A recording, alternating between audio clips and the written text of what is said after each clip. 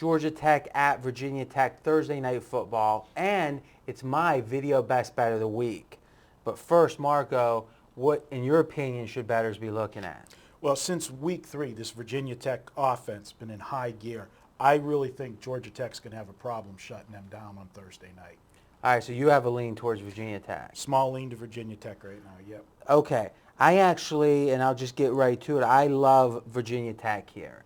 It's rare for me to lay a big number, but I think this is a perfect storm of situational spots. One, and maybe I'll hit you with each one and get your thoughts if there's anything that you feel is contradictory about it. Vegas has Virginia Tech in their rankings. The odds makers do rankings. Number 13 in the country. So this is a team that Vegas has a much higher opinion of than the general public. And why doesn't the general public have a high opinion? Because of that 1-2 punch early in the year. Losing to Boise in a highly viewed game. Mm-hmm. And then, while this team was in everyone's mind, oh, Virginia Tech just lost to Boise, I wonder how they're going to do next week. They lose to James Madison, not even a Division I school. Nothing could have happened to get people's opinion lower on Virginia Tech. I mean, James Madison. Since then, they've actually covered 6 straight games. So, but that's been done under the radar. So one, I think the combination of the opinion of Vegas and just what I know about public perception means Virginia Tech's probably a little underrated. I agree with you. And like you said, it's a lasting impression from the beginning of the season. The public just don't move quick enough to make adjustments. The thing is, when they did lose those 2 games, we've talked about it before, goals. What are teams' goals coming to the season? Now, yes, Virginia Tech was ranked high at the beginning of the season, so aspirations of possibly being national champion was there. That's the only goal that's gone. They control their own destiny in the ACC. They're undefeated. They run the table. They're in a BCS Bowl. And who would have ever thought that the 3rd week of September after those first 2 games? Okay, so clearly losing to Boise, there was a hangover. That's how you lose to a team like James Madison. But since, like you said, they've been playing well. And you make a good point. As we're entering into the last 4 weeks or so of the season, every reasonable goal they could have had since the beginning of the year, they still have. So you're saying not only underrated, but high motivation likely. Definitely. Agreed. Now, second point. Virginia Tech has covered 17 of 21, so 17-4 in November. Now, I'm a big fan of the monthly stats, the first month of the year and the last month of the year. Because the first month is how you do early, the last month is how you do late. And let's think about it. In college, except for a few games in December, which are the championship games, within a conference typically, and then, a couple academy games or whatever, it's November. November's the end of the year.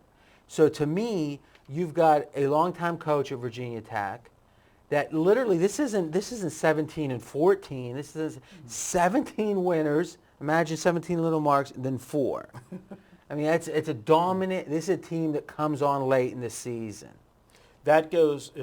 Go right to Frank Beamer. This is coaching. How you finish. Any sport that you talk about is how you finish the game.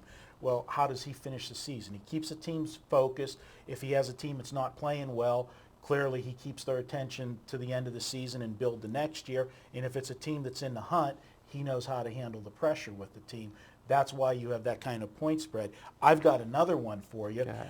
Is in this price range of over a touchdown, but 2 touchdowns or less. So 7.5. So it's logical, this group, because it's they're supposed to win, but it's a competitive game. Okay, over 7.5, 14 or less.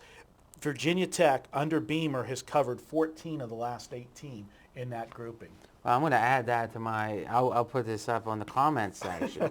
I like it. So 14 of 18 when they've been favored by 7.5 to 14 points. And one of the nice things we can do on videos is talk about trends and what's the logic behind them. I think in this one is, again, you're supposed to win, but it's still a competitive game, because we've talked about in other videos how once you get past 21 especially, and oftentimes past 14, it's not really about how good the team is, it's how motivated are they to keep the pedal on the keep the foot on the pedal late in the game. Here, there's no scenario that you're going to be up. You're not going to be up 9 with 6 minutes and not be thinking we want one more touchdown. Right. So it's a competitive game. And I go to a good defensive team is going to still play defense to the end and not give up those backdoor covers. All right, good. Next up, Virginia Tech's off a bye. They're 12-7 ATS. Now, good coach off a bye usually is good ATS results. So back to, like you said, Beamer. But here's what makes this especially important. Georgia Tech has a quirky offense with their triple option. Right. That's one of the things that we'll probably talk about a good bit during the college bowl season, is teams that have a quirky offense are at a disadvantage because they have a whole month to prep for it. Here, you got Virginia Tech having 2 weeks to prep for that. So not only are they typically good after a bye, but they're going to be especially effective with that extra time getting ready for the quirky offense. Absolute good point, and the fact that once you're into conference play, this coach has been there now. I believe this is his third season at Georgia Tech, so this will be the third time Virginia Tech has faced them. They have played them the last 2 years. The only point that I will make, the last 2 meetings, and it was the only pause I had here, were decided by a total of 8 points between these two. Okay. Now, lastly, Virginia Tech is 14 of 18 ATS on Thursday night games. Now, we've talked about what makes a Thursday night game different. The home crowd, the preparation time. Those are the 2 main things. And you've got a coach that's been through it all, and a coach has done very well in that spot. This is another thing about Thursday night games, and there was a coach, I believe his name was Sonny Lubbock. Lubbock at Colorado State. At the beginning, when they started these Thursday night games for ESPN, nobody really wanted to be on them because it's a change of schedule and everything else. But some of these coaches, Colorado State was on all the time, it seemed like. They used it as a recruiting tool. Oh, yeah. Because once, people see your schools on TV, it's like, hey, I go play there, I'm going to be on TV. And especially now, that's changed a little bit with ESPN 360 and all the cable channels. Now, every game's on TV. But 10 years ago, that was a huge deal. And I think going back to a thing like, Frank Beamer, he used that because, let's face it, Virginia Tech, way back in the day, wasn't a powerhouse in the ACC. It was a program that was built from the ground up with Beamer. Okay, so I'm going to make my official best bet. This is my best pick of the entire week on a video right here on Virginia Tech.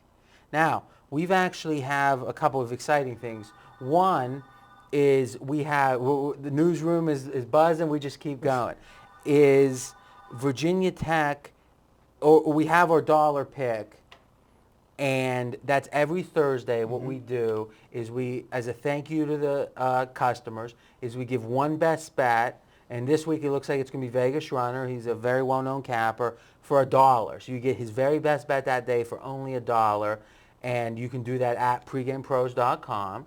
So that's one nice little thing we're doing on Thursday.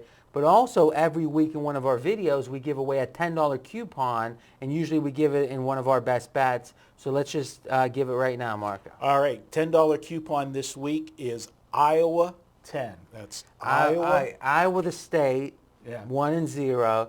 Why are we saying that? I don't get it. Iowa, I guess, was a good game last week for somebody. All right, let's cut the BS. Marco dominates his game of the year. Huge sales. I mean, there's so many people. I mean, I wonder how many tens of thousands of dollars we beat the bookies with off all the guys that bought your pick and bet it. I know. That'd be an interesting stat. It would be. I know they didn't offer me any comps at the Bellagio for the buffet this week. But you know what's nice about a game of the year, and I actually talked about this on Dan Beebe's radio or podcast, which you can check out all of our podcasts at pregamepodcast.com. One of the better ones this week, too, I'll say. Yeah, but we talked about what a game of the year really is, and a game of the year is, if used properly, and that's what we talk about in that podcast, is the very best pick in a big category, which in this case was college football, by a good handicapper, and you are now 25-6 on your game of the year in college football, which means you've been doing this for 31 years.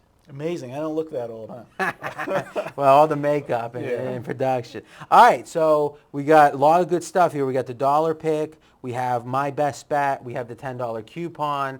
And again, that's pregame pros. You just do it in the checkout. You use the coupon.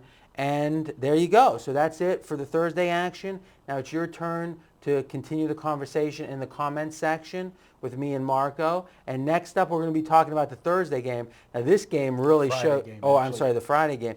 This game really shows you how betting is important because there's no other scenario I'd be talking Central Florida at Houston.